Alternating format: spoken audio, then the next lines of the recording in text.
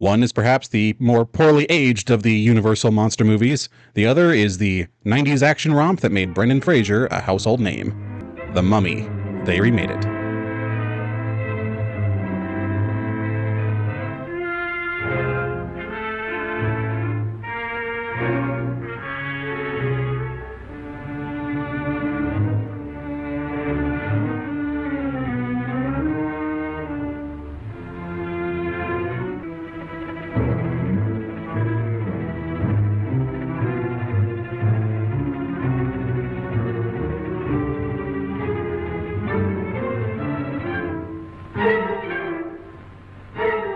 Hi, and welcome back to another episode of They Remade It. I'm your host, Stuart. And I'm your host, Jacob. We come once again into the All Hallows Eve month and the hallowed halls of unhallowed scenarios, and I don't know. I thought I was going to have a whole thing with this, but it just kind of fizzled. That's what happens. Halloween time, horror movies. Yeah, the spontaneity is like 90% of my charm. Okay. And my, rabid procrastination. I think it's awfully spooky of you. Very scary to just go in blind. Oh yeah, no, trust me. Every day is I am living a horror movie. Ooh, well, it is time for us to get into horror movies, as we so often do this time of year. And what better way to celebrate it than the fact that it's supposed to be fall and it's 95 degrees where I am right now, and I'm trying not to be sad about that. We're finally getting some strong, rain after weeks of nothing. So I'm at least happy about that. It's cooling things off a bit. Now, granted, that all stems from the tropical storms that are affecting other parts of the world, but I sit in the middle, so I'm just feeding off of the much less reduced waves of that. Yeah, well, we're not getting that yet, so yeah. I am jealous. Well, what have you been getting into your eyes? Honestly, last few weeks have been kind of weird and busy, so I haven't been able to do a whole lot. Notably, at least on the visual media side of things, continuing to slowly go through Twin Peaks, like I think I already mentioned. Haven't gotten very far in it yet, just because we haven't had a lot of opportunities to watch it. But man, the episode ending where a dead girl and a little person are speaking backwards, forwards, and ends with little person dancing was not what I expected for the crime procedural. But I'm into it. So you got to remember, it's Lynch. It's just the most mainstream Lynch. That's fair. I need to watch more of his stuff just in general. It's a travesty that I haven't, but still enjoying that. Still getting into that. Beyond that, I think the complete rest of my time with personal entertainment has just been Silksong. I'm not even kidding. It's been, I adore it quite a lot. I think I enjoy it far more than Hollow Knight. I still love Hollow Knight, but I think I like Silksong even more. I don't know if you've started playing it or not, but I have been too busy to pick that up, because that's something I'm going to be fully engaged with when I finally get into it. And with work and the moving and everything, any game that I play is like something that I know I can like pick up and put down pretty easily. Right. Yeah, it's a beast. I will say that. All I will say about it, just for your own sake, because I'm not going to spoil anything. But there's been a certain amount of mixed feelings online on the difficulty level of it. I will say it is hard. It is definitely one of the hardest games I've ever played, but for some reason I'm actually very able to do it. Like, I have a hard time, like I have to do a lot of runs on certain bosses, but it's never to the point of being like, this is bullshit. It just seems like, oh, I'm just not doing well enough. And every time I'm able to surmount it eventually. And there's a few ways to kind of, in your own way, reduce difficulty, not kind of unlike a lot of other Dark Souls titles. So I don't think it's as harsh as people claim it to be, or at the very least, I think it's nice that it's not pulling its punches. It's just going, yeah, shit's hard. You needed to play Hollow Knight before this to be able to have any idea of how these mechanics work. Good fucking luck. If you can't do it, that's your own fault. I'm like, all right, cool. I'm fine with that. And I think that's just been compelling me to keep going, just because it's been that interesting to just fight through it. So Yeah, we talked about that a bit last episode that we recorded, Yeah. about the difficulty level and people complaining. And I mean, I've certainly heard my fair share of that. I don't think it's going to be a problem for me because it never has been. I've been not a fan of Dark Souls-esque games in the past because they always feel really weird and clunky and the controls are off. It's not a problem that I had with Elden Ring, but I fell off of Elden Ring because other stuff came out. Yeah. That being Yeah. said, I've never had that problem with 2D games of that ilk. I mean, Salt and Sanctuary and Salt and Sacrifice are sort of the pinnacle of that. It is literally just Dark Souls but 2D. And I have absolutely no problems with that. I think the controls are perfectly fine. I like similarly difficult games of different genres, like in the roguelike scene, like Dead Cells and things like that. So, and Super Meat Boy, I adore to death, which Oh, is yeah, a of course. platformer. So I don't think I'll have any problem, really. Mhm. I'm Yeah, sure it'll be hard. I I'm think not you'll saying manage. I'll breeze through it, but it's not something that I think I'm going to get frustrated with. Yeah, I think, funnily enough, I think this has run into the issue with how mainstream Silksong has become just based on its, heritage and how it's been legendarily teased. Um, that as a result, it is a game along the ilk of Super Meat Boy, which was itself a more niche title known for its own difficulty. And so when you bring the difficulty of a niche title into an extremely mainstream title, I guess, yeah, it makes sense that there's a lot more people saying, oh, it's too hard or whatever. Um, and so I think they're fully within their rights to have made it this way, and I don't think they should make it any less difficult. I will say there's a couple bosses I will say are bullshit, but not the majority. Far from the majority. I'd say like maybe 2 or 3 I would ever say were like unfairly difficult. Yeah, they've already Um, patched 2 of them, so yeah, I'm not surprised about that. That said, I'm pretty sure I beat both of them before the patches came out, so I'm just like, all right, yeah. I'll do it. But yeah, that's honestly, I think, the otherwise majority of my time. All other time spent has either been resting or slowly learning how to use a grill because finally my masculinity is kicking in. Oh, great. Yeah, the number one tell. Yeah, the testosterone finally arrived. I say Jeez. that I'm still out there doing like, you know, complex like big time food, and I haven't even tried to touch a steak yet. And I see all these things online, like, oh, like I'm wanting to get like more tools and stuff for the grill, and they're being like, oh, these ultra high end masculine meat tenderizers and ultra spice rubs, and I'm just like, I just want to roast some vegetables and maybe do up like some shrimp. I just like that I don't have to worry about the smoke alarm. Yeah. So it's just kind of a weird balance there where grilling is so, you know, defined as a masculine thing that at a certain point I'm just like, I just want to make food, man. Like, chill it out. Yeah. Very heavy culture around that. Yeah. So I am enjoying it for my own sake, not for the strange zeitgeist that it seems to have. But yeah, that's just about it. You managed to watch anything between all your busyness? Uh, very little of note, honestly. I've been so pulled every which way. Even the stuff that I've been playing. It like I said before, it's just stuff that I can pick up and put down, especially getting into the horror season because a lot of those games fall into the same generalized categories. So I've been playing Mm. a couple different horror games. One that recently came out that I had my eye on for a little while is Heartworm, which is it's supposed to be a short survival horror, very much in the vein of early Silent Hill titles, and I'm enjoying that just fine. The voice acting is strange. I think it might have been like the developer's sister or something, but the game itself is fine. But yeah, not a whole lot. I will say I finally did get around to watching Beauty and the Beast 1946 here recently. It's something that has been on my hit list for quite a while.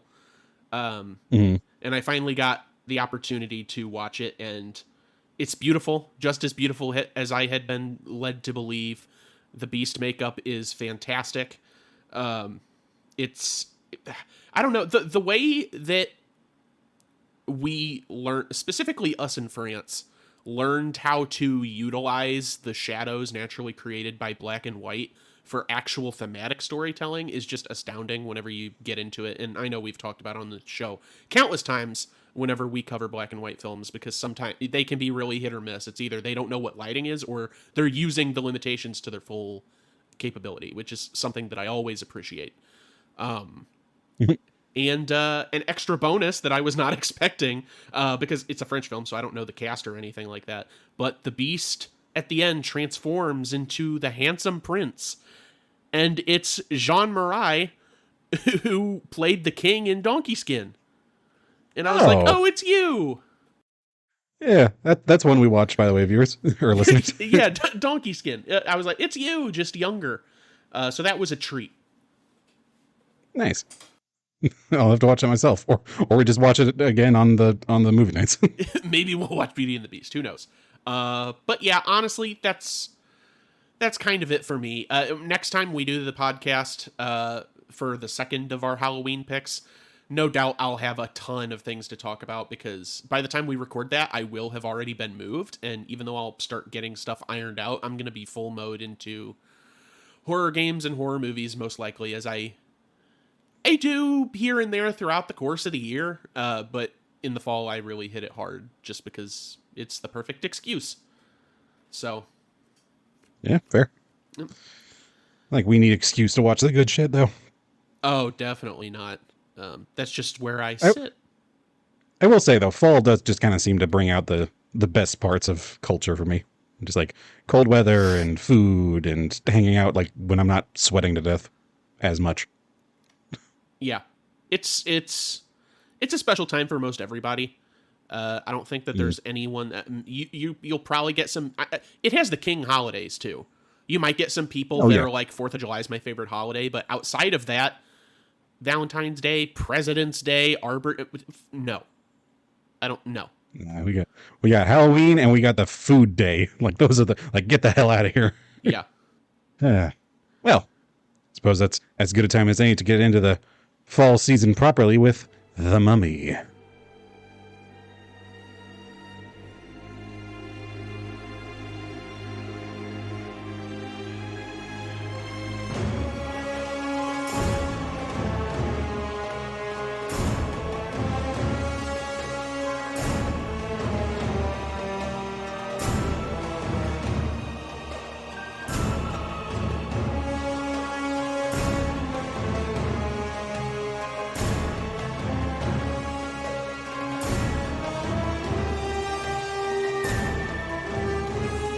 So we'll kick it right off into the original 1932 The Mummy.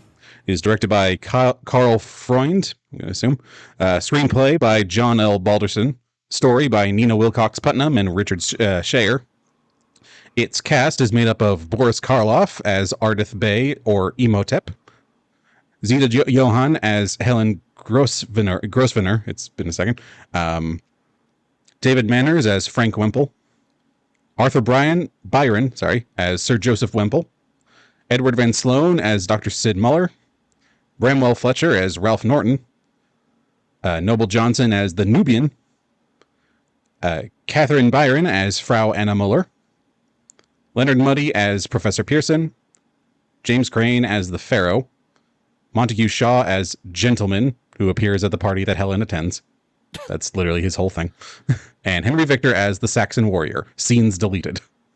Fully unnecessary for the sake of the plot. I just find that line, that extra bit at the end, to be hilarious. You were reading a lot of folks off that we maybe don't. You mentioned C. Montague Shaw as Gentleman 1. You didn't mention Leyland Hodgson as Gentleman 2. It's not included in the Wikipedia. Okay. Into the plot. In 1921, an archaeological expedition led by one Sir Joseph Wemple finds the mummy of an ancient Egyptian high priest named Imhotep. An inspection of the mummy by Wemple's friend, Dr. Muller, who I swear to God keeps sounding like he's saying Miller, but it's Muller, reveals that the mummy's viscera were not removed, as is tradition with mummification, and that from signs of struggling, that Muller deduces that although Imhotep had been wrapped like a traditional mummy, he had been buried alive. Also buried with Imhotep is a casket with a curse laid upon it. Despite Muller's warning, Sir Joseph's assistant, Ralph Norton, opens it and finds an ancient life-giving scroll, the Scroll of Thoth. He translates the symbols and then reads the words aloud, causing Imhotep to rise from the dead and stumble out of the room. Norton is horrified and begins to laugh hysterically as Imhotep shuffles away, with the scroll. 10 years later, Imhotep has assimilated into modern society, taking on the identity of an eccentric Egyptian historian named Ardith Bey. He calls upon Sir Joseph's son, Frank, and one Professor Pearson, and shows them where to dig to find the tomb of a princess named Ankh-Sanamun. After locating the tomb, the archaeologists present its treasures to the Cairo Museum, after which Bey disappears. The professor recalls that his assistant Norton went insane after finding the scroll and claimed the mummy had come to life and walked away from his sarcophagus, with Norton dying shortly afterwards. Bey soon encounters one Helen Grosvenor, a half-Egyptian woman who bears a striking resemblance to the princess, who actually is staying with Muller. Bey falls in love with her, but so does Frank. It's a whole thing. After it is discovered that Bey is in fact the mummy Imhotep, Muller urges Joseph to burn the Scroll of Thoth, but when Joseph tries to do so, Bey uses his magical powers to kill him and then hypnotize Joseph's Nubian servant to be his slave and bring the Scroll of Thoth to him. As, apparently, the Nubian's Egyptian-related bloodline makes him susceptible to Imhotep's magic. Don't really know how that differs from being able to kill Joseph with the magic, but whatever. After the servant brings the scroll, he hypnotizes Helen to come back to his place, and there reveals to her that his horrific death was punishment for sacrilege, as he had attempted to resurrect his lover, Princess Ankh-Sanamun, from the dead. Believing her to be the princess's true reincarnation, he attempts to make her his immortal bride by killing, mummifying, and then resurrecting her. Frank and Muller come to her rescue, but are immobilized by Bey's magical powers. However, Helen is saved when she remembers her ancestral past life and prays to the goddess Isis to come to her aid. Imhotep's spell over the Nubian is broken, and the Nubian flees in terror. The statue of Isis then proceeds to raise its arm and emit a flash that sets the Scroll of Thoth on fire. This breaks the spell that gave Imhotep his immortality, causing him to crumble into dust. At the urging of Dr. Muller, Frank calls Helen back to the world of the living, while the scroll continues to burn. In the 1999 film, we have the director Stephen Sommers, screenplay by Stephen Sommers, story by Stephen Sommers, and also Lloyd Fonville, and Kevin Yare. It's, of course, based on The Mummy of 1932. The cast is made up of Brendan Fraser as Rick O'Connell, Rachel Weisz as Evelyn Carnahan, John Hannah as Jonathan Carnahan, Arnold Vosloo as Imhotep, Kevin J. O'Connor as Benny Gabor, Jonathan Hyde as Dr. Alan Chamberlain, Oded Fair as Ardith Bey, Eric Avari as Dr. Terrence Bey, Stephen Dunham as Isaac Henderson, Corey Johnson as David Daniels, Tuck Watkins as Bernard Burns, Ahmad Jali as Warden Gad Hassan, Aro Epale as Pharaoh Seti I, played in the flashback scene, Bernard Fox as Captain Winston Havelock, and Patricia Velasquez as Ankh-Sanamun. In Thebes, Egypt, 1290 BC, the high priest of Imhotep has an affair with the pharaoh Seti I's mistress Ankh-Sanamun. The pair kill the pharaoh after he discovers the pair's transgressions. The pharaoh's bodyguards, meanwhile, the Magi, arrive. Ankh-Sanamun takes her own life in the process, while Imhotep flees.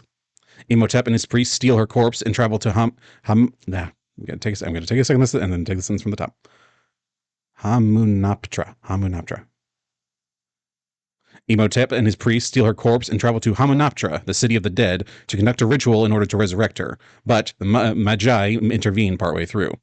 As punishment, Imhotep's priests are mummified alive, while Imhotep himself is cursed and buried alive with flesh-eating scarabs. The Magi are sworn to prevent Imhotep's return, as his resurrection would grant him immense power. Fast forwarding to 1926 AD in Cairo, Kingdom of Egypt, when Jonathan Carnahan presents his sister Evelyn, a librarian and aspiring Egyptologist working for the museum curator Dr. Terrence Bey, with an intricate box and map that leads to Hamunaptra, the existence of which is now considered a myth, along with the treasures believed to reside there. Jonathan reveals that he stole a box from one American adventurer and treasure hunter, Rick O'Connell, who discovered the city while in the French Foreign Legion. Evelyn bargains with corrupt prison warden Gad Hassan to free the incarcerated Rick, in exchange for the American leading them to Hamunaptra, where she hopes to find the Golden Book of Amun-Ra. The group soon finds themselves competing with another expedition, guided by Rick's cowardly fellow legionnaire, Benny Gabor. They are repeatedly intercepted by the Magi, whose leader, Ardith Bey, cautions them to leave. They, however, ignore Bey's warnings. The two expeditions continue to dig through the ruins, resulting in numerous fatalities that include Hassan being killed by a scarab that inadvertently releases, as well as some workers who were melted in an acid trap that was intentionally left behind to deter future excavation. Both expeditions come into conflict over a statue which is believed to hold the Golden Book. Within the statue, however, the competing groups come across the Book of the Dead, as well as 5 canoptic jars holding the mummified the internal organs of mummies, while Evelyn, Rick, and Jonathan accidentally discover Imhotep's mummified remains. That night, Evelyn steals the Book of the Dead from the rival camp, accidentally awakening the mummified Imhotep when she reads the text contained within.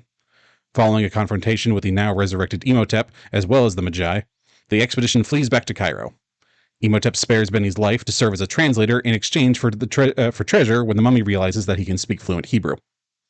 Imhotep follows the expedition back to Cairo and unleashes the biblical plagues of Egypt. Those who discover the canoptic jars are hunted and killed by Imhotep, resulting in restoring his human form and strengthening his power. Attempting to find answers at the museum, the survivors instead find Ardith being hosted by Dr. Bay, a fellow Magi. The group surmises that Imhotep desires to resurrect Ankh-Sanamun using Evelyn as a human sacrifice, and that the only way to stop him is to return to Hamunaptra and find the Book of Amun-Ra. The group are soon cornered by Imhotep and are now in a now enthralled city populace, which results in Evelyn's capture, while Dr. Bay sacrifices himself to allow the others to escape. The remaining 3 convince Rick's old friend, Royal Air Force Captain Winston Havelock, to fly them to Hamunaptra. Imhotep conjures a magical sandstorm, crashing their plane and killing Havelock. Glad to know he was here for a full sentence in this recap. After reaching the city on foot, Rick and Jonathan find the Book of Amun-Ra, while Ardith is overwhelmed fighting Imhotep's resurrected servants.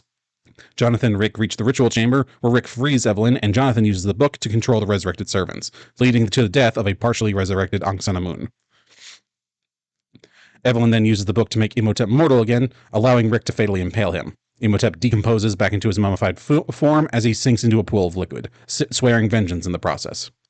Meanwhile, Benny, who had been pilfering treasure from Hamunaptra, inadvertently triggers a booby trap, causing the city to start collapsing. Rick, Evelyn, and Jonathan escape while Benny is buried alive and quickly devoured by scarabs. Outside, the group discover that Ardith survived, and he bids them farewell as they depart, unknowingly with some of Benny's plundered loot. I feel like that could have been trimmed down just a little bit, Wikipedia, but that's just me. Yeah, there was a lot in there that didn't really... But people were really wondering what happened to Benny when they were just listening. They were like, of course. What happened to Benny? I mean, we all know the scene. Well, full circle it is then.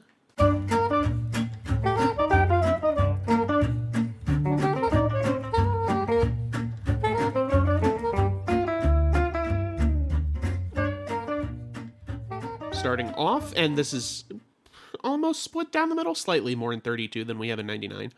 But the big one for 32s is Boris Karloff, who was Imhotep, the titular mummy in The Mummy.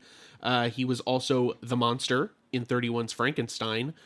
We saw him in the first episode as Gaffney in 32's Scarface, and he was also the narrator and the voice of the Grinch in the Chuck Jones 1966 special.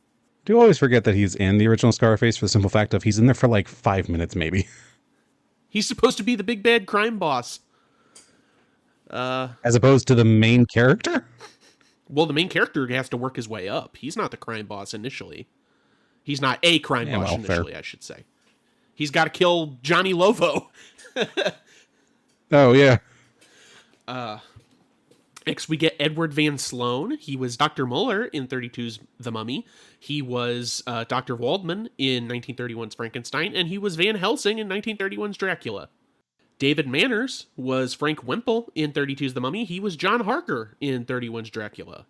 If the audience is not familiar, obviously the Universal Studios had a lot of contract players that would show up in a lot of these. Yeah. And finally, for 32, we have Noble Johnson, who was the Nubian in The Mummy. He was also Ivan in 32's The Most Dangerous Game, same year. But even earlier, he was the Indian Prince. Sure. In 24's The Thief of Baghdad. Moving right along to 99's The Mummy. No heavy hitters, unfortunately, but we do have a couple of people here. Carl Chase, who was Hook in The Mummy, was also the Ancient High Priest in 2001's Tomb Raider. Corey Johnson, who was Daniels in The Mummy, was also Agent Clay in Hellboy, 2004. And finally, Eric Avery, who was Terrence Bay in 99's The Mummy, was also Tival in 2001's Planet of the Apes. Now, that one I do remember. Hard to forget. That one's hard to forget. Exactly. That's what I said. And that's full circle. Son of a bitch. Thank goodness I God, yeah, no, okay, that the 99 one's way too overcomplicated, at least in the synopsis. Yeah. There's a lot going on in 99, and it leaves me really conflicted because um for once I think the remake is made better technically, but it's hard for me to get into it because I can't stand almost all of the characters. They're completely and utterly Really? obnoxious to me. um Fair. so I'm really torn because 32, I think, even for some of the problematic choices, but it's difficult to even talk about stuff like that because it's the 30s. It's like, yeah, that's what you get. That's what happens. Yeah. I guess we can't really linger on that one too much for that reason. Yeah, the later you get, the more glaringly obvious that why were we doing this? But even for some of that, I think everyone is pulling their weight in 32. In the Mummy, I think they're really doing well. Maybe Zeta is a little flat, I think, when she's in just a touch. when she's in her resurrected mode, and I can't really tell if that's supposed to be the case, if the direction is like she's channeling the spirit but also she's hypnotized, because that's what it feels like, but in the plot of the movie that doesn't really make a lot of sense. But yeah, overall, I think they're doing well. And when I say 99, when I'm doing the comparison and bringing it up here, I don't think a lot of the cast members of 99 are necessarily bad in what they're doing. I don't like the screenplay. I don't like the characters themselves. I think that, I think Fraser and fucking Rachel Wise and John Hannah, I think all these people are doing well with what they're given, but I don't know. It's not really for me, and it never really has been. I like the way it looks, and again, I think technically 99 is better made, and that's not even like being like, oh well, obviously, we had all these decades of Hollywood to sort of build up our filmmaking technique. No, I think 32's The Mummy, when you compare it to contemporaries, even Universal monster movies of the time, it kind of doesn't look that great. It really doesn't. No, I'm glad you got to say it, because really, even just in the first shots where they're just in the tent where like the mummy's there, which incidentally, very dry start to this, of them just standing in this tent, no backing music, no nothing, just kind of chatting over a box. And then Boris Karloff in what looks to be mud just kind of leaves. But yeah, it's kind of garbage looking. I'm going to be real. This whole time through, I was like, do they just like not have a bigger budget on this one or what? Because I feel like was this before or after Frankenstein? This was after Frankenstein and Dracula, which James Whale's Frankenstein looks good, but Dracula is fucking beautiful. Yeah, for sure. I meant to say Dracula. Yeah, so there shouldn't be an excuse. I don't know. It also just kind of feels, and I'm going to get into my feelings on the 1999 one, which, spoiler alert, we're going to differ heavily on this one. That's perfect. But I gotta say, also, I didn't expect the plot of 32 to be so thin feeling. Like, the whole thing just kind of felt like kind of a puff of hot air by the end. And I don't even necessarily know how to put that into words, because objectively, yeah, interesting stuff happens at the end, but that's kind of the only time something interesting happens. I was certainly surprised when they took the angle of, the mummy integrates with society. That one I was fully not expecting, and I was like, oh, I want to see where this is going, but then it goes right back into the plot that I already knew existed. And I find that a little disappointing. I was kind of curious to see, like, ultimately didn't really feel like there was much reason for Imhotep to go off, get better skincare, and become a known eccentric in Cairo, and then come back around and be like, hey, now that I've had some time to revitalize, can we go get my girl? Like, all right, it's just kind of things are just sort of happening now. Whereas, well, meanwhile, the 1999 one, say what you will, shit is happening. Like, it is a consistent, like, point-to-point plot that, honestly, I love. This kind of is for me, the distillation of the best versions of 90s action flicks, like just going those like family-ish level ones, and like as far as like combination of comedy and just like, you know, fun action and that sort of thing. I think this one kind of hits all the right points for me of it being, you know, on a technical level, like you said, I think it's extremely well put together. I think the sets are very well realized in that sort of, you know, like kind of amusement park sort of way where you can clearly tell it's fake, but not in a way that's like jarring to look at. It's like, yeah, obviously this giant underground tomb is very clearly set up to look like as flamboyant as possible for what it is, but they did the same thing with Indiana Jones, and Indiana Jones is awesome. And I just think it just hits the right spot for me as far as plots go, that it doesn't keep me bored. You know, I was very bored in 32, even by our usual older film standards. With the exception of Rachel Weisz's character, I just couldn't get into anyone's motivation for doing what they were doing. And the funny thing is that it's obvious what that is. For most everyone, it's just money. But the way they all play off of each other, I don't know. I found her character at least semi-engaging because she had an actual goal in mind. But a lot of these people I just didn't care for, and that was my main problem. Because like you said, and like I said, technically it looks good. And I do think that it's fun. I think there's, like you said, things keep happening. I think there's a bit too much happening. There's a lot of bouncing around and pinging back and forth that kind of gets on my nerves. Yeah. It does seem like it has to justify a lot of its moments at times. It kind of feels like it has the opposite problem of the 32 one, where stuff just sort of happens. Meanwhile, too much stuff is happening to make other things happen and make sense in the new one.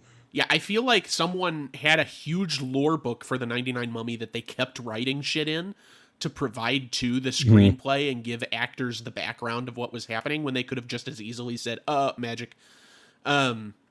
And, you know, and I'm not saying that that's a perfect solution either, just, magic did it.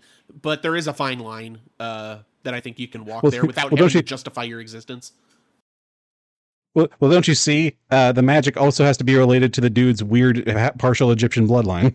Oh, of course. I was not thinking about that part. Was genetics. Weird. Like that one, I didn't like. I sort of like. I thought that was funny what they did in 99 one with Benny, where the fact that he spoke Hebrew when trying to pray for salvation, just in all the different languages because he's just a scumbag. And then he comes across Hebrew, and the mummy's just like, oh, a slave. Yeah. Okay, shit. That's, yeah, you know what? Fair. Like, I guess that's what we're going with on this one. And I honestly thought that, like, when I first saw that, I was like, I can't tell how in poor taste that is, but it is funny.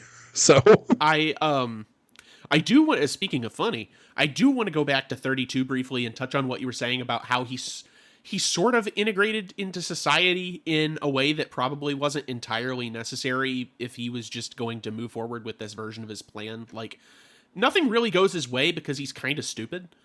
But yeah, I like the fact that it is a little dull, the way the plot actually plods along. But the framing of like these stuffy gentlemen having a conversation with Imhotep where they like know he's an ancient evil and they're just kind of going back and forth is just abject hilarity to me, where it's like, well, yeah, I'm an ancient evil, what are you gonna do about it? And they're like, well, not much, I suppose. And I don't know, I love that, but they just didn't do a lot with it. I wish they did. There is a frankness to the original Universal monster movies that I've always found very charming, you know? Yeah. Like, you know, when we first see that Dracula is a vampire and like the reflection scene, they just kind of treat it like, oh goodness. And it's just like everything. And they just kind of like, maybe we shouldn't be letting our friend talk to him. Or, you know, in Frankenstein, when just any time Boris Karloff was on screen, you know, you so often you see just like these monstrous representations of Frankenstein. Meanwhile, he just kind of shows them. He's like, oh, he's just kind of here. Yeah. Okay. Well, what is it? What is it? House of Dracula?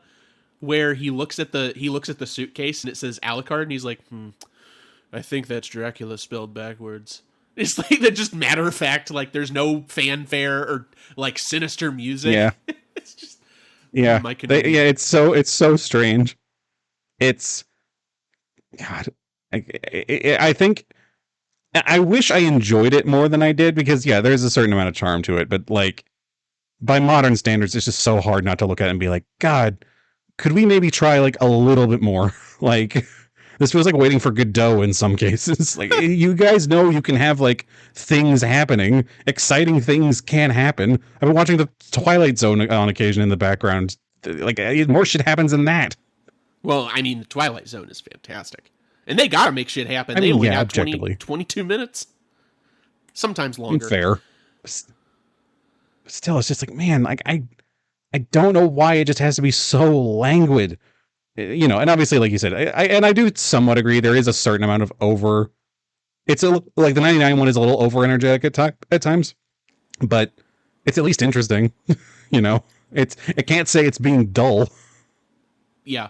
It has a certain ADHD quality that I like to it that certain 90s movies are really good at doing. I think I would like it more if it just was more focused, and maybe if they cut down on some of the characters.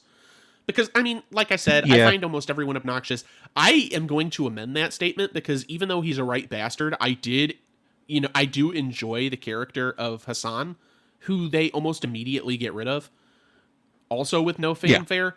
And I'm like, that's kind of pointless. Like, I understand the scene of like basically bargaining with him to free Brendan Fraser, but there's really honestly no reason for him to tag along, because even if you want the excuse of like, oh, they can kill him off early to show the real protagonists what dangers there are, not minutes later, a ton of people get melted by acid. Unnamed people. Yeah. And I'm like, I mean, that works just as well. Yeah, fair. Sometimes you just gotta ice them, guys. Yeah. And I don't know. It's just a ton of tiny things like that. And I mean, ultimately, to play my hand pretty early, ultimately, I think it's strange. I think I find 32 and 99 on kind of level playing field in my mind, just because the pros and the cons for both cancel each other out. I will say, I do agree with you though. 99 is a much more engaging movie, because even though if it's like, even though it's a nonstop barrage, like an assault of things happening, and a lot of which doesn't make a lot of sense, at least it is engaging. But that being said, The Mummy didn't not hold my attention, and I think that if it had a longer runtime, it might have lost me. But a lot of those Universal pictures are so like, they have such a delectable length. Yeah. I'm so weirdly mixed on both of these, but excuse me. And not wanting to play my hand too early, I will continue to waffle on that subject, but it's just we've done so many older films at this point, like anything from like the 20s to the 30s to the 40s. And I truly think films really don't start to get truly interesting until we hit the 50s. And it is a rare occasion otherwise. What year did The Maltese Falcon come out? Was that in the 40s? 41. 41. So like that might be the earliest one I can think of as truly interesting. Because for me, just it's come the kind of dawning recognition that, man, the older films just don't do it for me.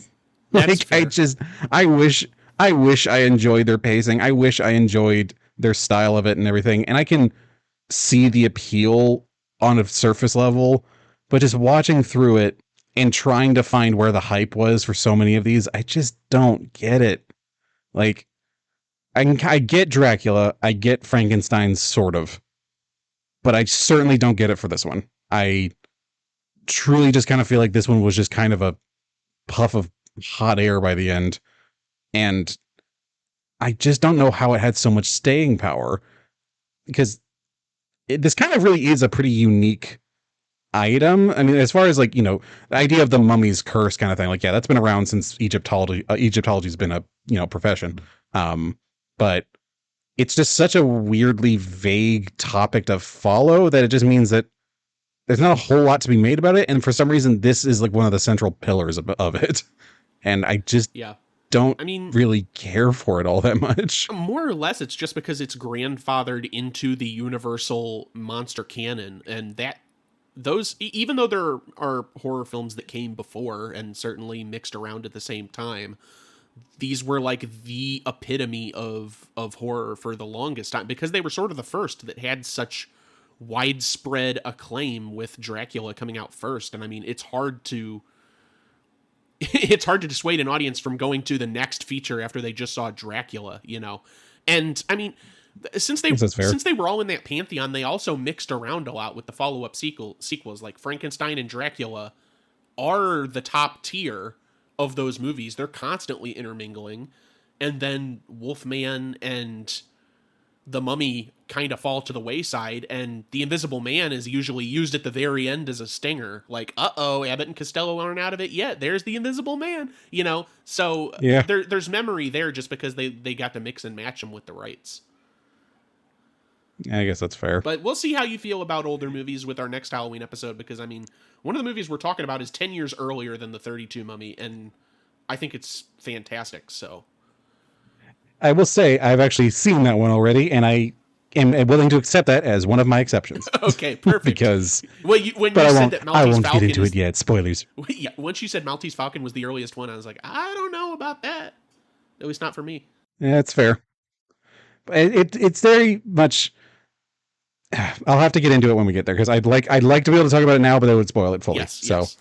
We will get there. I'm sure people, the eagle-eared listener will be able to maybe surmise what it is, but you know, we'll get there. Yeah. But yeah, I feel bad for like it coming out the gate so strong with it, because you know it's hard to really make a deeper analysis of either of these because they are so different, just in tone and everything. The general plot is similar-ish, of just, you know, Imhotep, Unks on a Moon, that sort of thing, who are supposedly real historical figures, but certainly nothing like the movies portray. And it's just kind of truly, it just at this point, it's just like which one I had more fun with. And yeah, it's obviously going to be the 99 one for me. I want to be able to say they're on even keel for me, like with you, but they're just not. I've always adored the 99 one. I think its humor has been a very big part of my own developmental humor, of just kind of like, you know, that sort of goofy frankness that has things come up and go. There's like a certain dryness to some of the humor that I really like. And then just, you know, a little bit of physical comedy never hurt. You know, at least it never hurt me. I'm sure it hurt them, but you know. Yeah. I wish there was more physical comedy, because then I think I'd really like it. I'm a sucker for dumb shit like that. I will say the second one gets better. I do think the second one is actually superior to the first one, for the simple fact of it feels like it actually wraps the plot up a bit more properly, and it's not quite as waffly. It's funny because I've seen the 99 Mummy before, and I've seen the Tom Cruise Mummy, but I've never seen the Mummy, the second of this Mummy. It's a strange. I will also say, just for the sake of completion and that sort of thing, sometimes we've come back and done other movies that were additional remakes. I'll go and nip this one in the bud. Tom Cruise Mummy, bad. Don't watch it. Okay, cool. So that's out of the way. Sure. Yeah, it's. I mean, it's weird that the 99 one got 2 sequels as well. Now that I think back on it, I kind of forgot that there was a third one. Yeah. I saw that one too. I didn't see The Mummy 2, but I saw the Hidden Dragon's Temple, or whatever the fuck that was called. I cannot remember. The one where Jet Li is the mummy. Yeah, I saw that. Fucking, oh my god. And for some reason, Rachel Weisz doesn't come back as Evelyn. For some reason? I wonder why. I mean, well, you know. It was much longer after than I think a sequel, like a third movie, would reasonably make sense. Yeah. Oh god, would that one fit into our 15-year gap? Probably not. I think it was like 10. Okay, thank God.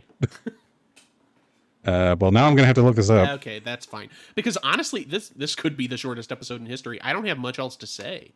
Like, I think I've already front-loaded a lot of my points. Yeah, it's...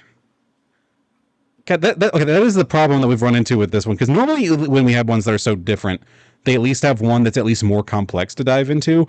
But we've come into a rare situation where the original is very short and self-contained, and the other one is very long, but very basic at the same time. It's not complex. They keep moving around. It's like, all right, we're in the city. Now we're going to go to the temple. Now we're going to go to the city. Now we got to go to this other part of the city. Now we got to go to the temple.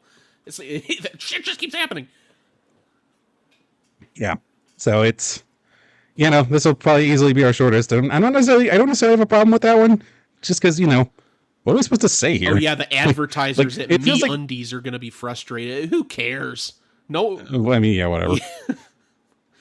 It's I don't know. It's just the Mummy just still feels like such a weird, like it's kind of like the redheaded stepchild of the Universal monsters. It just doesn't really seem to fit in quite the same, and it's hard to move past that for me.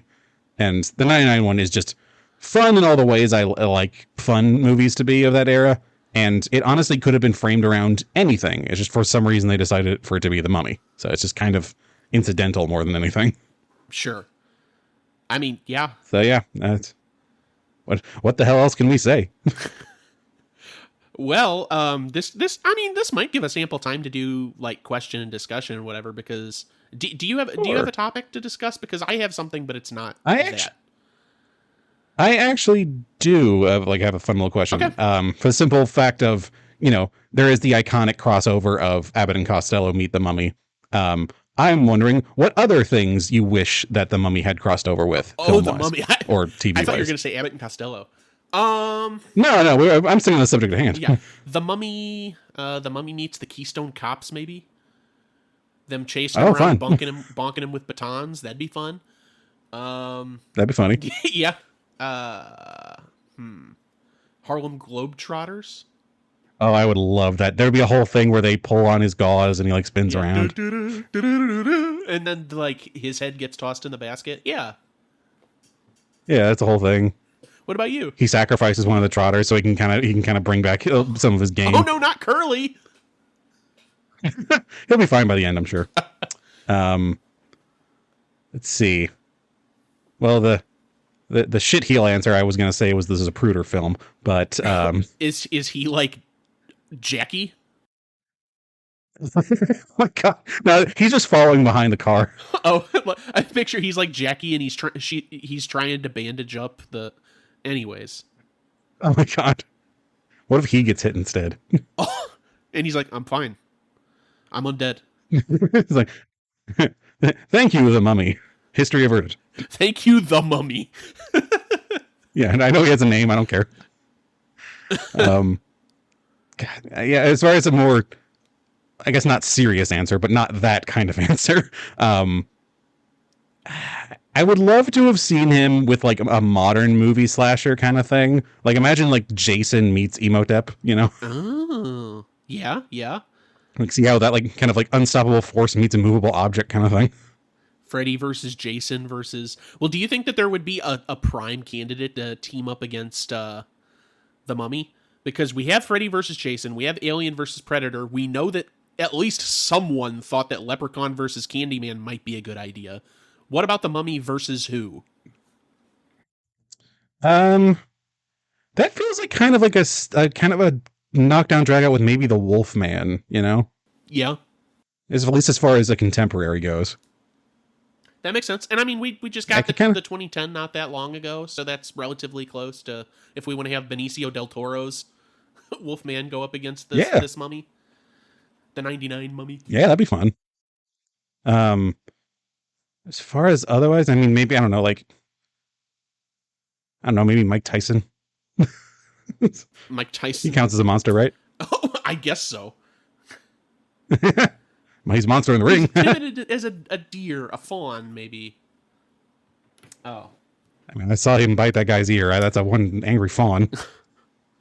Well, just as a slight exercise, and this doesn't have to be too out there. I had only just thought about it, but based on what you were saying specifically about the Mummy in comparison to the other Universal monsters, I'm curious what your ranking would be for the Universal monsters, almost like a tier list. And it doesn't have to be based off the movies; it can be based off the creatures themselves. But I at least don't want to talk folklore. When I say Dracula, I don't mean Vlad the Impaler. I don't mean vampires. I mean Universal's Dracula. Yeah, I gotcha. Well, start from the bottom and go up. At the bottom is probably going to be the Mummy for me, just because, all things considered, he's not that much of a mummy throughout this. I know that's kind of a cop-out reasoning, but like, he's kind of just he's a mummy for a bit, and then he's just a dude, and then he's just like doing magic. At that point, he's basically just a wizard. Yeah, Grand so I think all told, as far as a mummy goes, it's kind of not realized super well. I think they could have maybe leaned into a bit more of the Egyptian mythology than they did, but it just they kind of just took the broad strokes and rolled with it. So that's probably D tier. C tier, I get it to the original Wolfman. It was fine. It's pretty iconic, but at a certain point, there's only so much you can do with that concept. It's like dude turns into werewolf. Moving on. Wasn't bad by any stretch, but at least as far as tier lists go, I'd put that at C. B level, probably Invisible Man. I think he gets a bit too crazy by the end to reach it to A level, but I think he's about as solid of a villain character as you can get with a monster. He's also probably the most unambiguously evil individual out of all the Universal monsters, which is weird considering one of them's Emotep and one of them's a wolf. Mm-hmm. This one's just a dude who can turn invisible. So I put him a B tier. A tier, Frankenstein, just because iconic. It's a little dull at times, but it's hard not to enjoy Frankenstein. S tier, Dracula, obviously, because it's Dracula. The movie's incredible, and the character it's being played is incredible, and Dracula as a concept, as a character, is incredible, and I just have a soft spot for that whole thing. So, pretty easy top tier for me. So where does The Bride of Frankenstein and The Creature from the Black Lagoon fit into that list? Well, personally, I haven't seen either of those, but if I had to, Creature from the Black Lagoon, I'll give it B. I think it's a complex enough character that, that's interesting. Bride, I'll put it right alongside A, right with Frankenstein. Right with Frankenstein. Very nice. Again, interesting enough concept. So, I think there's some amount of it does more with the concept that Frankenstein starts with. So I enjoy that all on its own. I'll need to see it still properly, and if after that point I might even move it up to S tier if it's good, or move it down if it's bad. I think that mine is pretty much the same as yours, but I'd probably shift things around. I would move the Invisible Man up to A. I would move the Wolf Man up to B, and I would move Frankenstein down to C, just because I don't think the Universal version of the monster is all that interesting, and there's been a ton of flubs with that. I think The Bride is very interesting, but Frankenstein's monster not so much. We'll see what Del Toro does with it, but Frankenstein has not had a good filmic history, I'll say, and that's not saying that the James Whale movie is bad. I just don't, because I actually really like that movie. I just don't think the character is that interesting or threatening. They could do more with that, and they might do more with that in some of those sequels. I've only seen a couple. Yeah, at this point, I'm just kind of sad that they've never really done a Frankenstein, at least to my knowledge, that's as accurate to the original written work as possible. Because the original work is very different from so much of like the renditions of it. Yeah, it's a much more somber tale. It's funny, we've talked about this exact thing on the podcast like 3 or 4 times, and each time I'm like, man, if you have yes, you gotta check out Junji Ito's Frankenstein.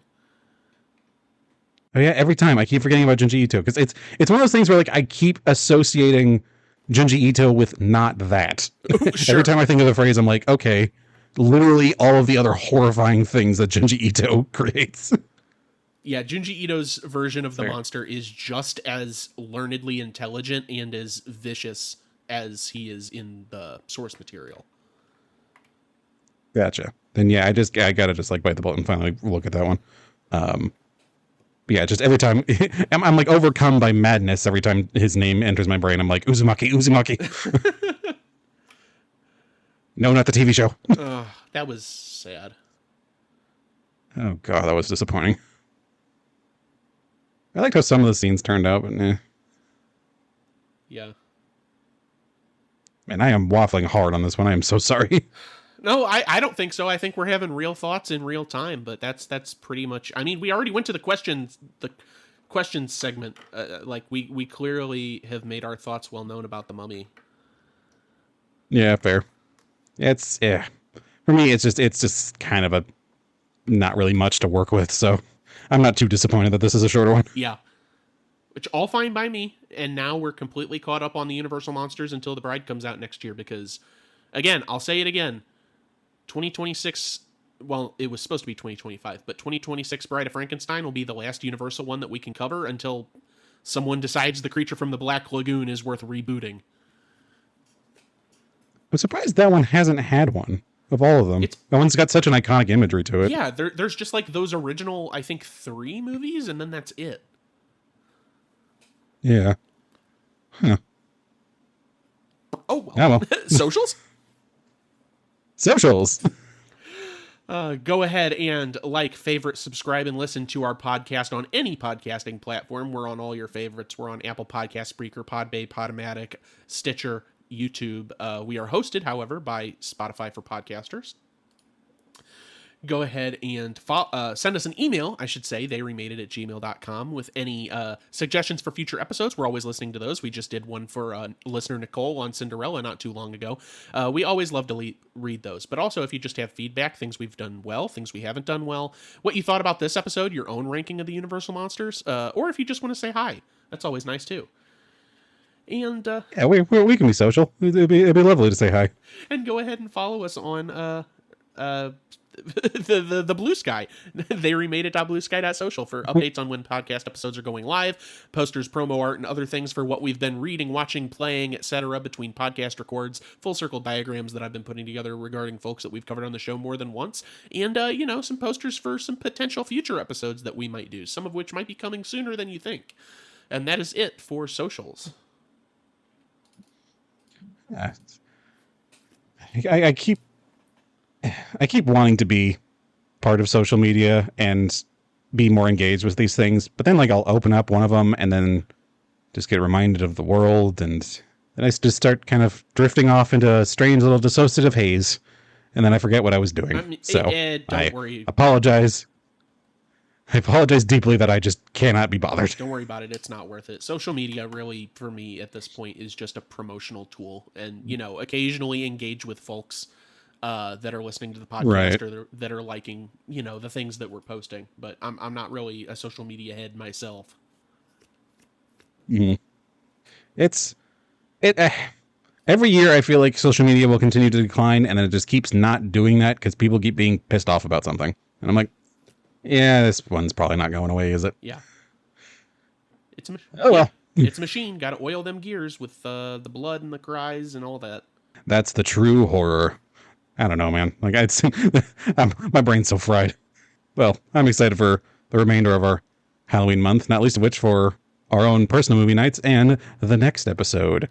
I am sure we're going to get some enjoyment out of that, and it might even include a guest. Is it true?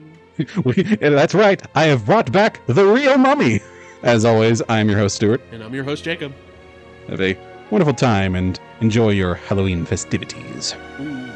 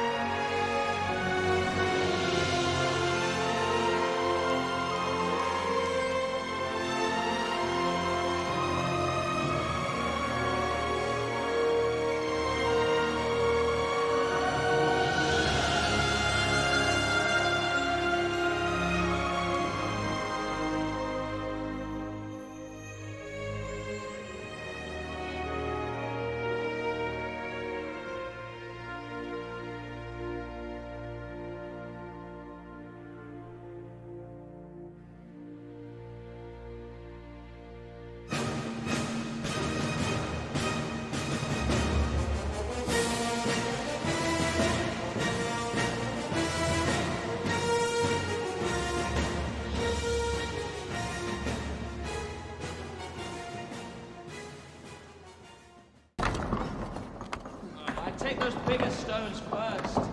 And take them from the top, otherwise the whole thing will cave in on us. Come on, put your backs into it. Yes, well, you've got the idea. Chop, chop.